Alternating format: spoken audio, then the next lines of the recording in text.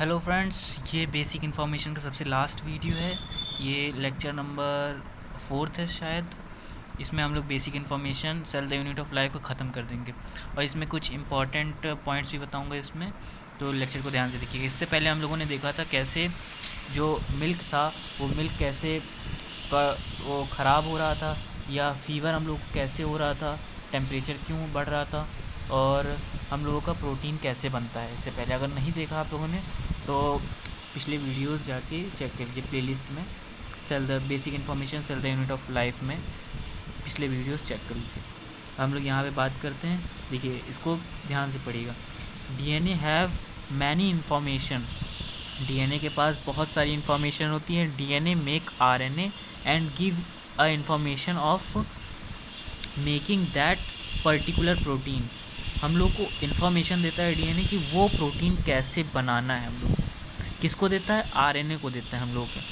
RNA को जब देगा, डीएनए आरएनए को देगा इन्फॉर्मेशन, जिससे वो एमआरएनए बन जाएगा। एमआरएनए मतलब मैसेंजर एमआरएनए, मैसेंजर आरएनए। तो वो जाएगा बाहर। डीएनए न्यूक्लियस में होता है, तो न्यूक्लियस के बाहर जाएगा आरएनए। डीएनए नहीं जाएगा बाहर, आरएनए जाएगा। Comes from nucleus to cytoplasm and make that protein. RNA होता है, मैंने बताया, डीएनए के बाहर आएगा, मतलब डीएनए से ले गया इन्फॉर्मेशन और न्यूक्लियस के बाहर आएगा। न्यूक्लियस के बाहर आएगा। RNA gives that instruction to make that protein. RNA instruction देगा कि प्रोटीन कैसे बनाना है। किसको देगा वो? RNA gives that information to ribosome. Ribosome क्या बनाता है? प्रोटीन बनाता है। तो वो बताता है राइबोसोम को कैसे हम वो इन्फॉर्मेशन लाया है आरएनए एमआरएनए, तो वो इन्फॉर्मेशन देगा राइबोसोम को, कहेगा ऐसे बनाओ। And then ribosome make protein by simply joining amino acids. फिर राइबोसोम आसानी से बना देगा प्रोटीन, सिंपली वो ज्वाइन करके। अमीनो एसिड जो बताया था, ज्वाइन करके। अमीनो एसिड ये है, इसको ज्वाइन करके ये कई सारी पॉलीपेप्टाइड चेन बना के प्रोटीन बना देगा। और यहाँ पे लिखा है राइबोसोम वर्क। राइबोसोम का वर्क क्या है? To give information to make peptide bond. Ribosome ये इन्फॉर्मेशन लाता है कि पेप्टाइड बॉन्ड कैसे बनाना है, किस प्रकार से बनाना है। ये पेप्टाइड बॉन्ड नहीं पता है तो ये देखिए पेप्टाइड बॉन्ड यहाँ पे, इन दोनों अमीनो एसिड के बीच में जो बॉन्ड बनता है उसको पेप्टाइड बॉन्ड बोलते हैं। पिछले लेक्चर में हम लोग इसकी बात कर चुके हैं। नेक्स्ट आते हैं हम लोग एंजाइम के बारे में। Enzyme made up of protein. हमने बताया था एंजाइम किससे बना होता है? एंजाइम होता है प्रोटीन से बना होता है। शेप ऑफ एंजाइम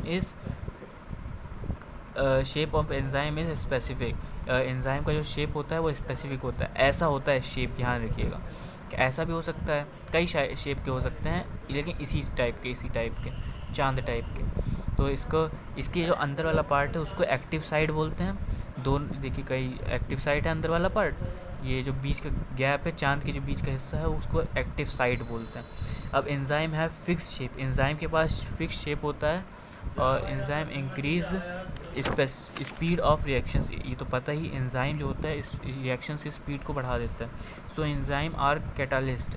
एंजाइम को इसी वजह से हम लोग कैटालिस्ट बोलते हैं, क्योंकि वो रिएक्शंस की स्पीड को बढ़ा देता है। Did not use in reaction, but reaction में यूज़ नहीं होता है, ये ध्यान रखिएगा। वो बढ़ा देता है स्पीड को, लेकिन रिएक्शन में यूज़ नहीं होता। All those reaction which were made by enzyme called metabolic reaction. वो सारी रिएक्शंस जो सारी ए टू बी चेंज हो रहा है, उसमें एंजाइम का रोल होता है। वो रिएक्शंस को फास्ट कर देता है। जैसे 5 घंटे में अगर रिएक्शन हो रहा है तो 2 मिनट में हो जाएगा, 2 सेकंड में हो जाएगा।